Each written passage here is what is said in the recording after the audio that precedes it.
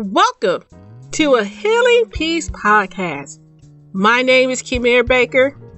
I am an overcomer. I am very passionate about helping others to achieve an abundant life fueled by spiritual principles and emotional balance. In this podcast series, we delve into spiritual self-care. Yes, we will explore exercising our minds and bodies, but more importantly, we will discuss strengthening our inner being, embracing God's love, and being filled by the fullness of God. As you take this journey with us, we want to inspire possessing your authentic selves and happiness. Hello, ladies. Welcome back. I know we've been doing something different for the Love Month this February, and we're talking about that love. If you were with us last week, we were sharing about just how can we love ourselves, love God, and love others. But in terms of new information, it's always good to be able to come back and get some practicals, like how can I make this part of my everyday? And today I have a great friend joining the show. Shana, tell us who you are. Hi, thank you for having me. I know it's been years, so I'm glad that we had an opportunity to come and connect. For everyone, I'm new to the podcast and you're probably new to me. My name is Shana Campbell and I am a self-love empowerment coach. So I went through a name title change when I first started out. I was titled a love coach, and that kind of got confusing because it wasn't really clear. So people probably assign that title, my position as, matchmaker, dating coach, or relationship coach. And it wasn't that far off because I would definitely work with, women regarding those things. But because at the end of the day, my premise of my work, I always go back to self. I always went back to self-love. So give you a little brief background. I was born and raised in Brooklyn, New York. My family's from the Caribbean, particularly Jamaica. I have a degree, a bachelor's degree in psychology, and I have a master's degree in marriage and family therapy. And it wasn't until 2013, like 6 months after I graduated grad school, I had moved to Hawaii in 2013. And actually, that's when my self-love journey began. I was a client that became a coach. And it's interesting, and I'm sure many of you who are listening can relate when you experience any major life transitions, whether like graduation or marriage or divorce. Like those are typically times in your lives that you tend to reflect and look self within and like, okay, what's next, right? Like at that time, like I graduated, got my master's, I picked up, left Atlanta and went to Hawaii. Like, wow, like those are two big milestones in my life. And I was like, okay, so I'm in this beautiful paradise. So what now? And one thing I did notice, even though I hit a lot of personal milestones, like graduate, especially me being the first one in my family, immediate family to, I guess, have a high degree is that, me being first generation American. And I noticed that my love life was kind of like I never gave a lot of attention to that area of my life. I was just so focused on school and achieving. And I wanted to nurture that part of myself and really to explore because I felt somewhat sheltered in that area. So I decided to I know I didn't want counseling or therapy. I'm not against it because that's the field that I'm in, but I felt that was too formal. And long story short, I found a love coach. I was like, well, that's different. And I started taking the coaching program. And for me, I was thinking, well, at the end of this, I'm going to get me a man. And that happened. So what happened was that I started to find me in the process. I started to learn and to identify my relationship and love patterns, right? More on a subconscious level. And mind you, like I said, I have a bachelor's degree in psychology and a master's in marriage and family therapy. But the coaching was a little bit different because it was just isolated in this aspect of my life that I neglected or I didn't see it as a value because I don't know how most of you are like, I know growing up, first generation, like for women, especially people that look like me in my demographic, like a Black woman is really preached, like go to school, get an education. So really looking for a relationship wasn't like a priority. So I don't want to sidetrack. So long story short, through the process, I really learned about myself, really learning about my patterns, my unconscious thoughts about relationship, and really what it came down to, like, I didn't love myself. And that was hard pill to swallow. I'm like, yeah, I do love myself because I love God. I love me. Like, how can I not love myself? But there were some aspects of myself unconsciously that didn't show up, that I didn't see as myself as worthy or desirable to wanting to have that relationships. And maybe throughout our time with Kamir, maybe I could probably go a little bit more deeper in that. But at the end of the day, it was a self-love journey about myself. And through that process, I was a client, become a coach, and work with other women for them to get to a level and a place in their life to love themselves. Because my philosophy is you need to know who you are in order to know what you want in a suitable mate, if that is a desire for, if that's a desire for you. Well, you shared a lot of good information. And one of the things that I appreciate your honesty in is about feeling unlovable, so to speak. And I know for myself that that was a long awakening, because it's so subconscious. You're not really aware that that's what you're doing, that you're not taking on those love attributes for who you are. And I know that I've gone through, I think it's about like a 10-year period, and it still is occurring, where it's like, no, Kimera, it is okay to love yourself, and it's okay to find out what that means. And you're not being selfish by doing that. When we do that, we have the opportunity to, I think, appreciate who God created us to be. And so I'm excited because, again, I think, especially in our community, this is one of those conversations that you don't say out loud. Right. It's not, it's kind of like more of the external focus of life, not really the inner workings of your world. Yeah. Yes. So I'm excited that we're going to be bold enough. We're going to pull up our pants and we're going to talk about the things that we usually shy away from. And one of the things that you said in your intro, as well as you're redefining yourself, is the empowerment piece. Can you give a little bit more background to how that fits into your life coaching? So my, I guess, core pillars or words is transform, empower, love, right? So transform, it starts from transforming your mindset, right? And it comes from, the premise, regardless of your faith background or not, like transform for the renewing of your mind. So that's pretty much, because transformation happens from the inside out, and it starts from a mindset, right? So once you become transformed, you start living from a different space that's more empowered, right? So you make different life decisions from an empowered place versus from a low level self-love. So that's the empowering piece, because now you're living from a space that you're giving yourself permission to live the life that you were created to live, and stop asking other people for permission, right? And the love aspect too is God is love, right? And I know there's many faith traditions, but I know in the Christian faith, like when you look at Genesis, like we're created in the image of God. So if I'm created in the image of God, so therefore there's no lack or no limitation.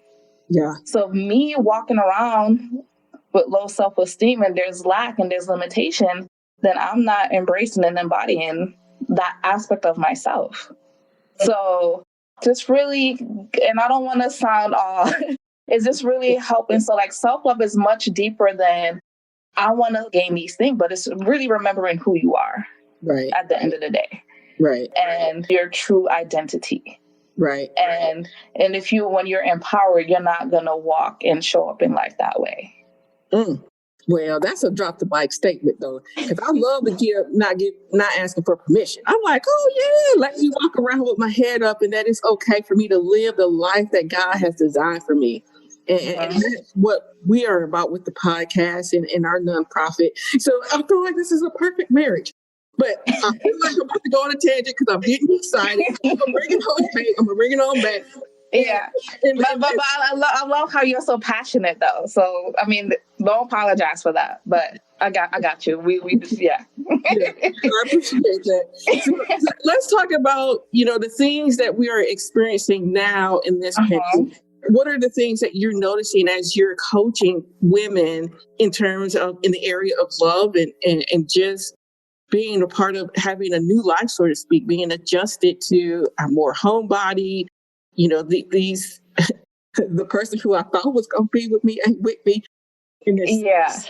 So for me right now, I think with everyone else, like 2020 was gonna be like my quote unquote reset in terms of like my coaching brand. You see, what had happened was pandemic happened.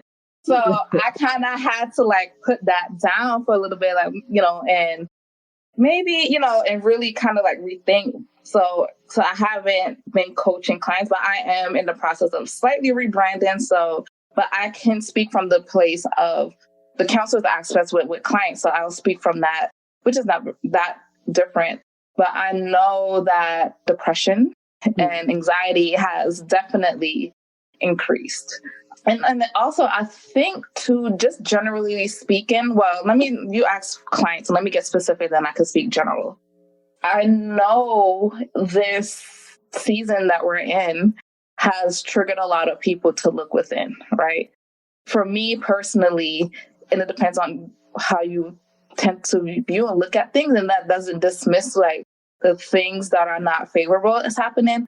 But initially, like I was like, oh, this is like a divine timeout. Like everybody's on timeout, right? Because you can't go nowhere. Yeah. So you got to sit with yourself. And I think a lot of the calls that came is like a lot of things people had time to either they're not working or they had a lot of time to think. So a lot of probably like things from the past start coming up, right? Maybe like some childhood traumas. Like, man, I think I always wanted to seek a counselor or get help for this, but I feel like now is the time to do it. Or people who are in relationships, they're, now you're in a house with your spouse or significant others when you're used to like one person being out the house all the time or both. So it's like, wow, I'm really getting to know who this person is, right? So depending on it, it could make people grow apart or grow closer together. So definitely, I think 2020 for a lot of people was definitely a revelation in the sense of revealing who you are or want to be on that quest to discover and really address certain things in your life you haven't addressed. I don't know if that answered the question. Yeah, and what you've expressed, I mean, I've definitely heard in conversations with people, and one of them in particular is, wow, I had to learn how to deal with my emotions. Because before, I was doing all that running around, I had the opportunity to bury those things. It's not consciously like I'm deliberately trying to bury my emotions. Right. But you had those distractions. You had work as a distraction. You had all these other things, but you can't run from yourself anymore once you're like in timeout. Right. And so how does that correspond from the aspect of, I have these emotions, I have these things that I need to work through as an individual. What about, how does that marriage with love and me being able to understand who I am in the process and love myself in the midst of all of that unraveling? Mm-hmm. Well, I would say one, it takes courage to love. And I think it takes greater courage to love yourself. And I think you touched on it earlier about the permission piece, that we haven't given ourselves the luxury or the permission to really look within. So I think when people reach out, sometimes it can be a scary process. Like if I try to figure this out on my own, like what if stuff comes up and I don't know what to do with it, right? And I get stuck. So I think that's the time that a person may want a mediator or a third party to come in to help and walk alongside them to kind of like process those things. And try to get understanding of why I feel the way I feel, right? And also, they probably gain more insights and also gain like the tools that they need so they can become more emotionally self-sufficient, right? So that's how it's met. And I think honestly, just really for me, just holding that space for someone to be expressive, to really address themselves in a way, in a non-judgment space, so they could be unfiltered and uncensored, because either they haven't been around people or spaces that they could feel fully themselves to address these things that they're thinking or what they're feeling, right? Mm-hmm. And they come to someone like me that they could feel free to, maybe for the first time in a long time, to get in touch with their feelings and not avoiding it, not running away from it, not numbing it, because you could bury and hide, but it's always going to come up. So once you start looking at it and start addressing it, I think it goes back to the empowerment piece, because now you don't give it that power anymore, but you taking back the power, if that makes sense. Sure. The things that you identify with the not judgment space, the authentic, not numbing, would that be considered probably a new way of thinking about love and how to be in love?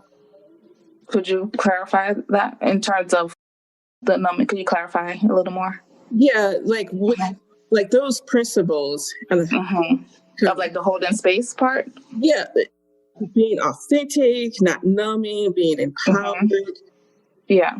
And I know we kind of already touched on it, so I guess I'm giving myself my own answer, but I just wanted us to be able to talk out a little bit more, because as you describe those things, it comes across that this is an opportunity to rethink how we are receiving love and how we're going about being these things for ourselves. Yeah, because I think it just causes more self-awareness, right? Because if you've been with you your whole life, you've just been in your head and hadn't had like an outlet to express, you're kind of like just recycling the same emotions and thought. Mm-hmm. So when you are connected with someone, to kind of like someone that could give you a objective point of view or feedback, you're like, oh, wow, now you could really take the time to examine your mind, right? Like maybe when you were a teenager, maybe certain beliefs or things that you held was like, for that time frame, it was suitable. But if you're in your 30s, 40s, like maybe that's outdated and you may need to look at this again. You know what I mean?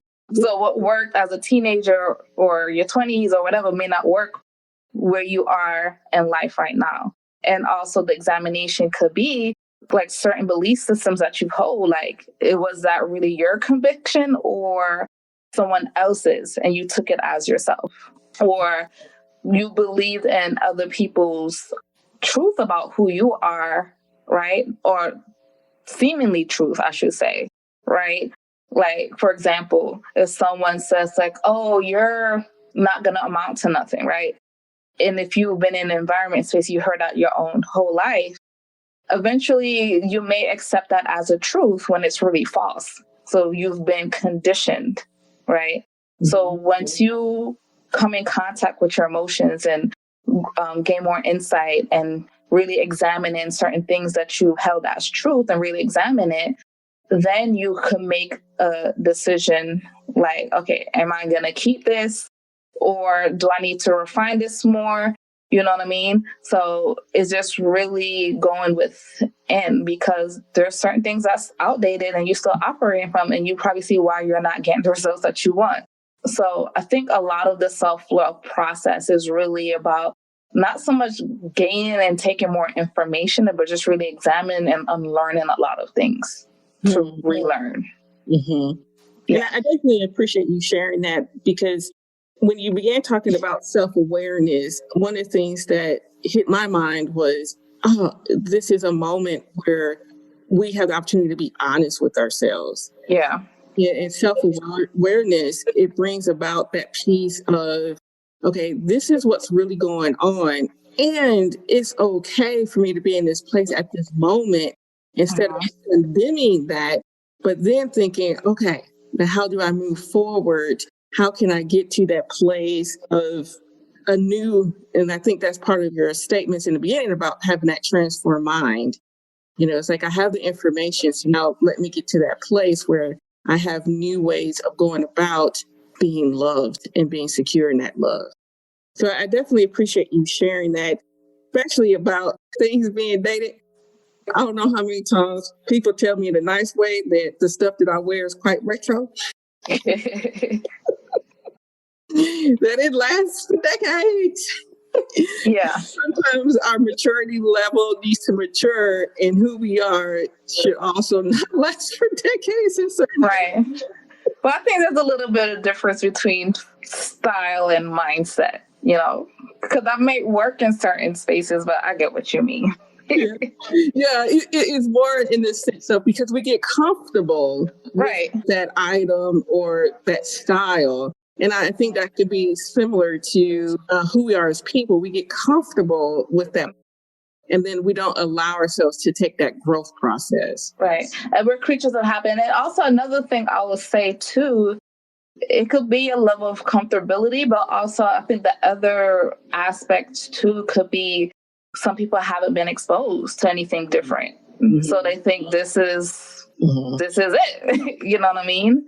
Yeah. So until if they are exposed to something different, like, okay, so I could have a different life. Like, I don't have to be in relationships that are toxic because I probably grew up in a family or an environment that's, and so someone actually treats me nice, right? Or someone they're just never left their neighborhood, right? So so their mind is conditioned to see what's around them. But if they ever took a trip outside and see something else, now they start to question, like, how come this person get this results? You know what I mean? Yeah. So I think also too, like exposure or lack of exposure could play a factor as well. Sure. And you kind of said a word that triggered a thought for me in terms of relationships. And I'm like, okay, this is love month. This is February. And next week is going to be Valentine's Day. Okay. Yeah, that is coming. And so in the things that you shared, one of the things that is very clear for me, because I am a woman, that I do have a strong desire to be loved. Right? Mm-hmm. And then, relationships are built around that desire. And so, so you walk us through like what it means to look at what we should be pursuing in relationships, how to look for it, and maybe this may not be that time for a relationship. Can you kind of talk us through this? Well, first, I say usually love starts with you. Oh. So you got to look within. So, and this is what I touched on earlier. Remember I told you like what my title, I was just love coach. So everyone had their own interpretation. Like, so it was pretty much like, okay, girl, like it was kind of, even though they didn't say it, but it's like, okay, so how can I get a man? Right. Because like, yeah, I know all about that self-love stuff. But for me, like, I just need to know what I need to do to get the second person, right? But for me, I bring it back to self because that's foundational for any relationship. Self-love is foundation for any relationship. So depending where you are in your level of self-love, so it's not even an issue of you want to date or want to be in a relationship, but is it suitable for you? Is it an alignment of who you are? So I know people want to like skip that process, but I think that's very typical and common. Right. So when I kind of like, would get people to like, all right, like I see the goal, but first we got to go here first. Right. Like we got to look at, I want to know like your love and dating history. Right. I want to see if there's any patterns because it's more than just, okay, girl, wear this cute outfit and get this shoes. Like, yeah, you could attract anyone. You could get a date. You know what I mean? But you need to know what you want and what you're ready for in a relationship, if that is a real desire. So you can't be out here like, I don't know what I want. I just want somebody to love me. Like, okay, but what does that look like? So it's very personal for everyone. So I think one, I would say self-love is the foundation, right? I would say two, and these are not in order. I'm just kind of going off the top of my head. I was like, two will also be identifying your love patterns and relationship patterns, right? For example, if I speak to women like, oh my gosh, all I always attract men who are emotionally unavailable, right? At some point, who's the common denominator? I'm sure if you had 8 relationships, different times and space of your life, I'm sure these men did not have a secret meeting and like, all right, we're going to get together. You know what I mean? Yeah. So the common denominator is you. So usually when I ask that question, they said me, and I quickly follow up, like, it's not a place of shame or blame. It goes back to self-awareness, because everything is from a subconscious level. Mm-hmm. So if you keep attracting these people, these men who are unavailable, as a coach, I'm going to ask you, where do you think in your life, where are you emotionally unavailable, right? And it doesn't have to be a literal translation in terms of where are some aspects of yourself that you don't show up for yourself, right? Mm-hmm.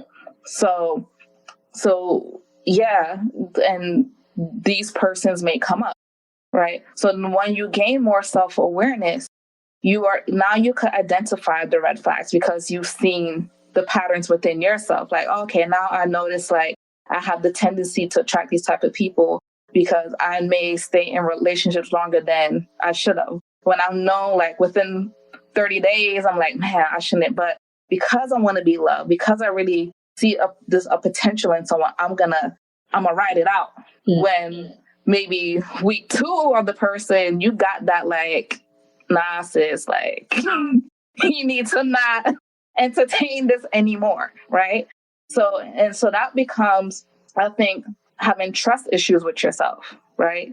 Not trusting your own judgment can oftentimes make you stay in situations longer than you should have. Second guess your decisions, right? So when you really grow in self-love and identifying the things that you value, I think you date differently. Mm-hmm. You know the questions you need to ask, right? And also you won't entertain everyone that comes into your space, because not everyone needs to be entertained, right? Mm-hmm.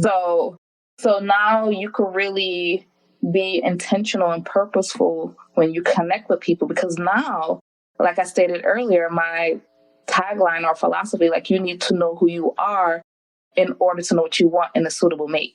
So if you don't know that, then anyone could come up in your space and waste your time. And I use that lightly because you could still learn from those experiences. I think it could just reduce a lot of the things, but being confident in yourself because you know what you want and not settling. Yeah. And I definitely appreciate all that you shared. In the process, I took notes for myself. Sorry. I don't know if I was rambling, but I was like, let me just. No, but stop there. One thing that really stands out is when you're in that self-awareness, in that framework of addressing who you are, it does overflow with what you attract. And so I do appreciate you sharing that, because I know sometimes we just want the end result. And I know that's what gets you in trouble. I just want the end result. Right. But I just want me a man. I just want to get married. And one thing I want to add too, because you touched on desire. Before I do get to that, one of the things too, the key of self-love and self-awareness, right? You may not be attracted to the same thing anymore because you outgrown that old version of you, right? Yeah. So once you grow in self-love and know your value, know who you are, you can't tolerate the things you used to tolerate. So that would, your taste in quote unquote will change too, right? Because if you've been through a lot of BS in relationship, you got identified red flags right away. So that's one of the advantages that you will have too, right? Mm-hmm. And so the desire piece I want to get to is that if you do desire to be in a relationship, that's not a bad thing, because God gave us the desires of our heart. Mm-hmm. So why minimize or think that's a bad thing when it's given to us? So that's all. Yeah. I don't know if that's for somebody, but yeah. Well, I appreciate everything that you've shared so far. And I'm looking at the time, and we're actually a little bit over, but I enjoyed the conversation so much. But I also realized that I'm not done picking your brain. And so I will love Yes. Oh, wonderful. And for those who have been with me for a while, you do know that when I run out of time, come back. And next week is actually the aftermath of Valentine's. So there's still a little bit more that I would love us to aftermath. That sounds dangerous. Go ahead. you can see my perspective. Okay, for others who have more positive experience, you would not use that terminology. I think I've exposed a little too much about myself on that statement. But I definitely would love you guys to come back and being empowered and giving yourself permission to be loved and to feel loved and to be able to give that to others. And before I close out, I almost forgot. I want to remind you, lovely ladies, that we are doing our first workshop of this year. It's going to be dynamic because we're talking about how to be honest with ourselves. We're going to look at praying. We're going to look at journaling and having those wonderful self-reflection moments. Some of the things that we talked about throughout the podcast today in terms of being self-aware and what that looks like and being in a healthy place to start that dialogue. So that's going to be Tuesday, February 16th, 7 p.m. CST. And we have a small donation fee of $3. Go ahead and help us out. It will cover our technology fee, to be more exact. But come back next week, Tuesday. We have some more great questions. Shana's going to be with us. See you next week.